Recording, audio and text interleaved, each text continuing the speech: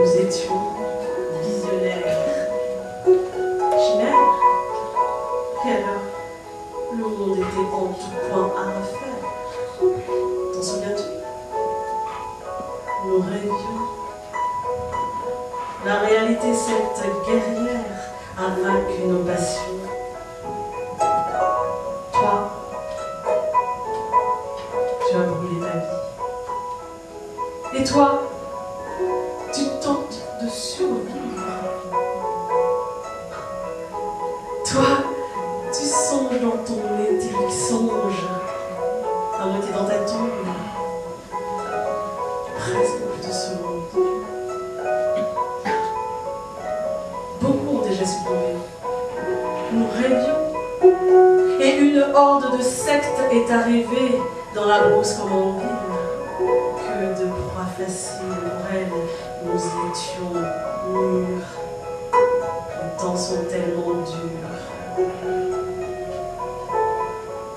J'ai croisé l'autre jour la belle Soumaïa, accompagnée d'un sexe sacré. Ce n'était pas son père.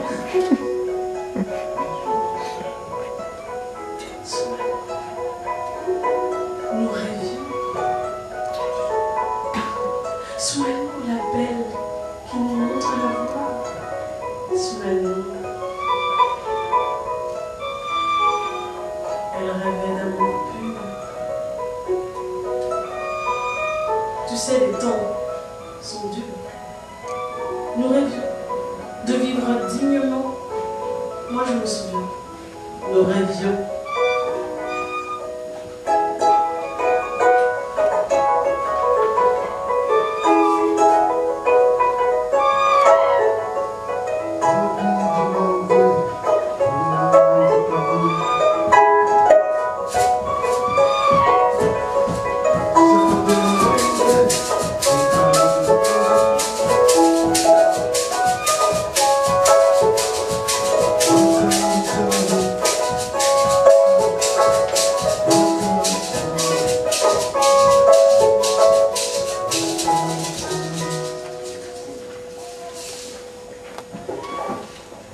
Donc là, c'était le poème écrit en malgache par votre serviteur et traduit en français en collaboration avec Aurore.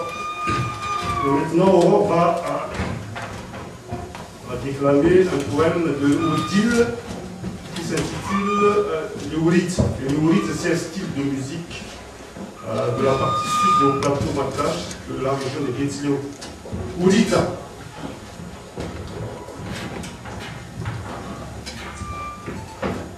Mourita chante un jour de galère pour que tous les jacanas rient un peu de leur misère.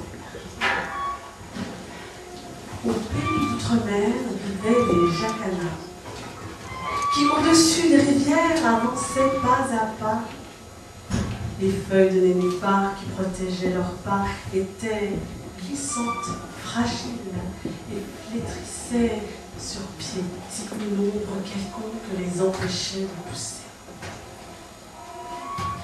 Il était une fois des Milons venus de la mer qui nous avaient remplis d'effroi quand ils mirent pied à terre au pays d'outre-mer.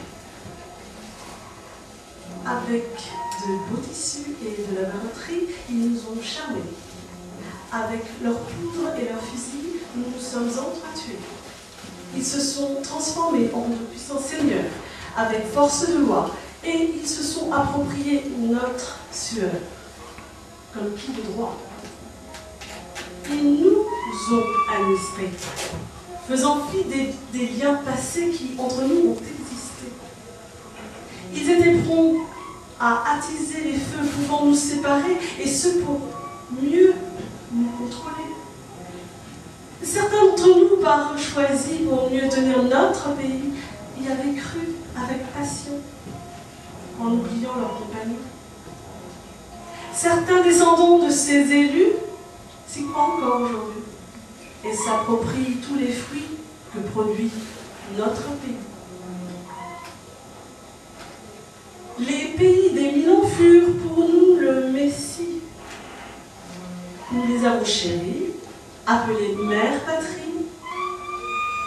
Nos ancêtres de leur tombe ont dû se retourner, d'avoir été quelque peu délaissés par de vaillants soldats aux cheveux couleur de blé.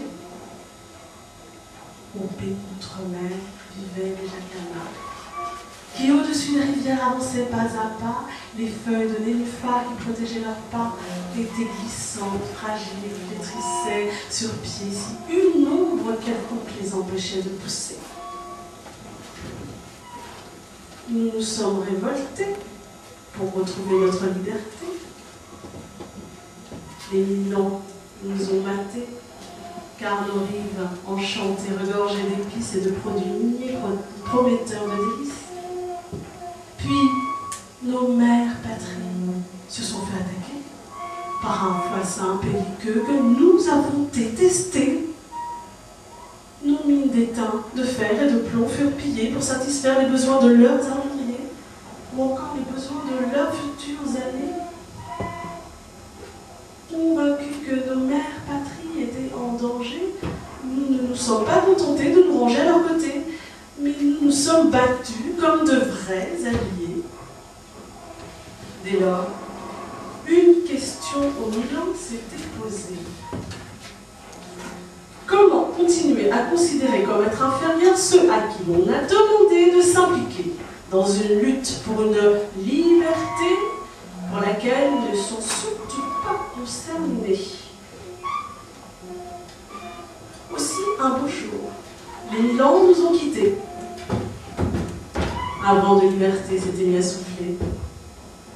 Mais pour profiter encore de nos sources et richesses, les Milans ont inventé des artifices, leurs promesses.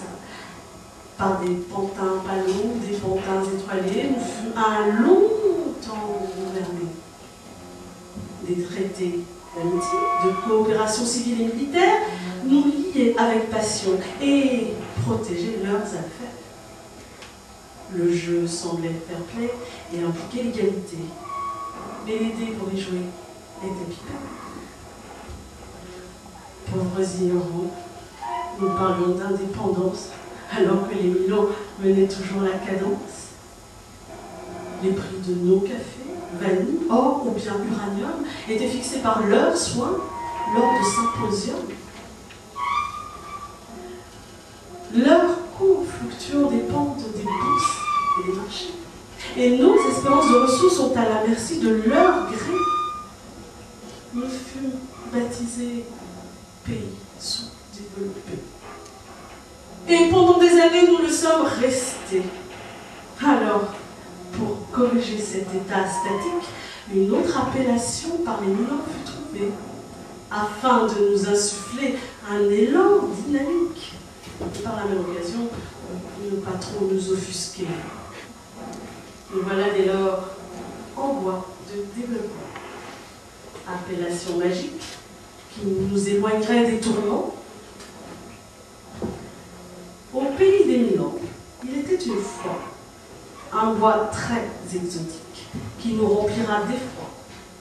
Le bois de Bretton Woods, où furent inventées deux grandes institutions qui devaient nous sauver et rassembler Jacanas et Milans du monde entier.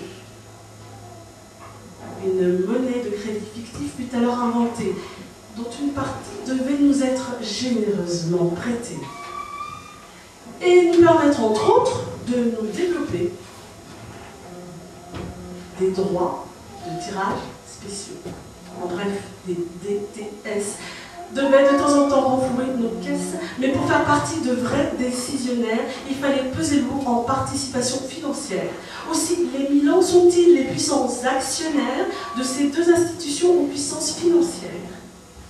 Des bannières étoilées scintillent sur Bretton Woods, et nos couleurs bigarrées sont les figurantes d'Hollywood. Les premiers DTS reconstruisirent l'Europe, ravagée par la guerre et une folie misanthrope, et nos matières premières contribuèrent à leur manière à la reconstruction des grandes puissances de la Terre.